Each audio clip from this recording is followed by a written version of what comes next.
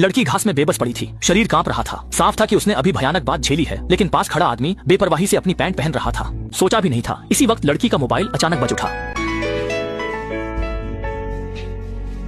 किसे पता था? सांप ब्याव ने कॉलर आईडी पर एक नजर डाली और बिना सोचे कॉल काट दी। फिर उसने लड़की को डराते हुए धमकी दी कि अगर उसने ये बात किसी को बताई तो उसकी माँ भी बर्बाद हो जाएगी। लेकिन जैसे ही वह अपना चश्मा साफ कर रहा था, थोड़ी दूर से अचानक तेज आवाज में पुकार सुनाई दी। और हैरानी की बात यह थी कि लड़की की बाहरी और गूंगी माँ उसे ढूंढते हुए वहाँ आ गई थी। लेकिन सांप ब्याव डरा नहीं, बल्कि और भी डरावना चेहरा बनाकर उस औरत की ओर बढ़ गया। उसे क्या पता था, इस वक्त अपनी माँ की रक्षा के लिए लड़की ने पूरी तरह से अपना आपा खो दिया था। उसने चुपचाप पास पड़ी देख ली थी कि सांप ब्याव उसकी माँ पर हमला करने ही वाला है। उसी क्षण उसके दिल का डर अचानक उग्र गुस्से में बदल गया।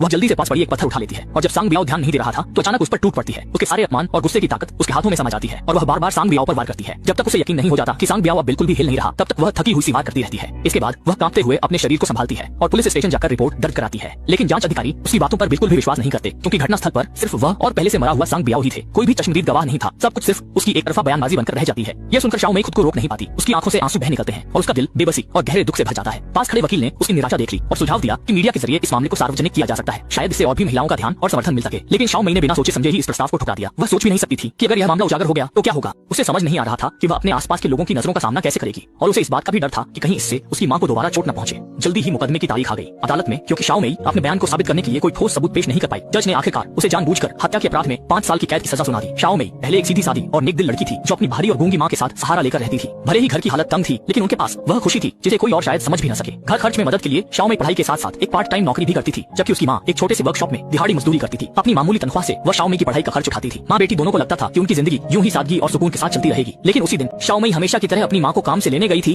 तभी वर्कशॉप के मालिक सांग ब्याव की नजरें अचानक उस पर गंदी हो गईं। इसके बाद से सांग ब्याव बार बार शाओ मई के कैफे में दिखने लगा। वह हर दिन थोड़ी दूरी पर खड़ा रहता और उसे घूरता रहता। लेकिन उस वक्त शाओ मई को एहसास नहीं था कि खतरा करीब आ रहा है, जब तक कि उस रात स्कूल से घर लौटते समय सांग ब्याव अचानक पीछे से आकर उस पर झपट पड़ा और उसे बेहोश कर दिया। जब शाओ मई को होश आया तो वह जमीन पर पड़ी थी और उसने देखा कि सांग ब्याव उसकी माँ के साथ कुछ बुरा करने जा रहा था। यही वजह थी कि शुरुआत में इतना जबरदस्त टकराव हुआ। जेल की ऊंची दीवारों के भीतर समय धीरे धीरे बीता। पलक झपकते ही 5 साल गुजर गए। जब शाओ मई जेल से बाहर निकली तो वे आखिरकार फिर से एक नई शुरुआत कर सकते थे और दोबारा शांतिपूर्ण सुखी जीवन जी सकते थे। कहानी यहीं समाप्त होती।